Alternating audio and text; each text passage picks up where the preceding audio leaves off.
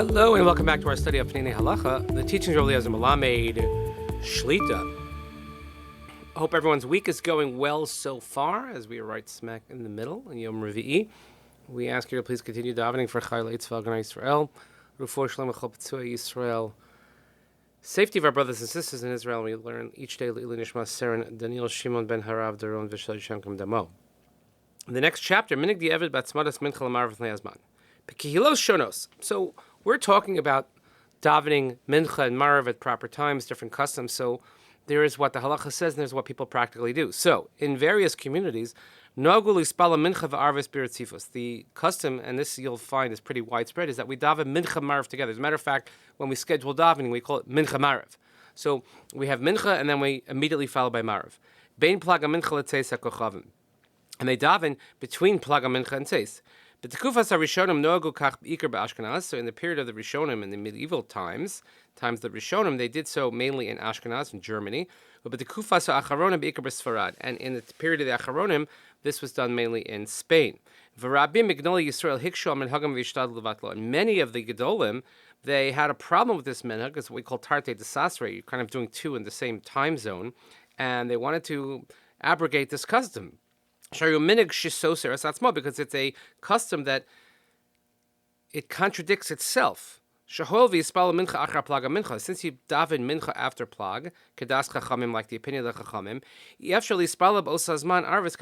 so then you can't daven marav in the same time slot as Rabbi Yehuda. You can't do both. The Gemara says either do Rabbanan or Rabbi Yehuda, but you can't do both. So therefore, it's appropriate to have some sort of Torah learning between Mincha and Ma'ariv, and then by having a shir, then you'll be able to delay Ma'ariv and daven at the proper time.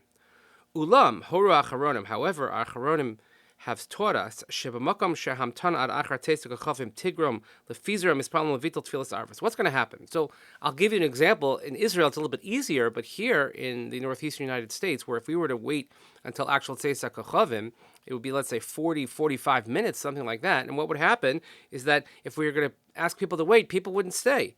They would dissipate. They would not daven Ma'ariv. So therefore, efshal lahakal lehispal arvus miad archa mincha. So therefore, we can daven Ma'ariv immediately after mincha. However, it's understood that everyone should still repeat Kriya Shema later. A very, very long note here. Again, in note number 6, dealing with this. When it's and the note, which is important on the bottom, and this is pretty much what we do, is that you should daven at least mincha before shkia, before sunset, and ma'ariv after shkia.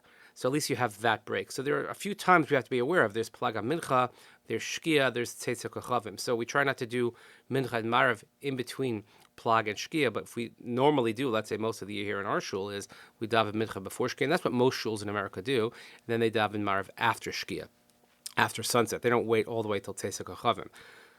Now, as I mentioned yesterday, we're in a Plag Mincha schedule, so we daven Mincha before Plag, and then we daven Ma'ariv after Plag. But in either case, one has to repeat Kriya Shema. Let's just conclude the paragraph. Yachid Shirogel Yispalo Tamid Kashitas Chachamim. So someone who normally follows the opinion of the Chachamim, Hainu Arvis La'achar Teisuk HaChavim, which is Ma'ariv after Tzeis, V'nikla L'makam Shemispalo Mokamidik Shasat Chak, and then he finds himself in a place where they are davening Shasat Chak, which is Mincha v'Aris B'Ritzifas Lefnei Teisuk HaChavim, and they're davening Mincha and Ma'ariv one after another, and it is before it says Yesh Omrim She'adav She'Yispalim Him. So some say it's better that you should daven with them Kedei L'Yispal B'Minyan, because davening with the minyan is more important.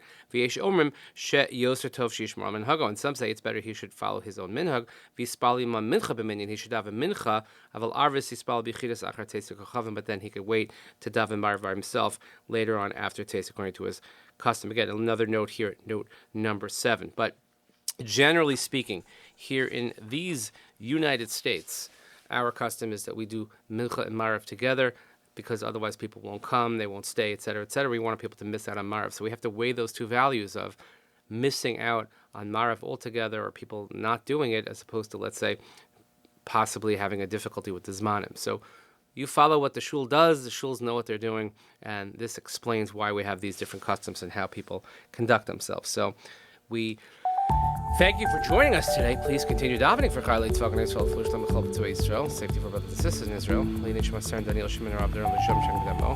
Thank you so much for joining us. Have a great day. and we'll see you next time.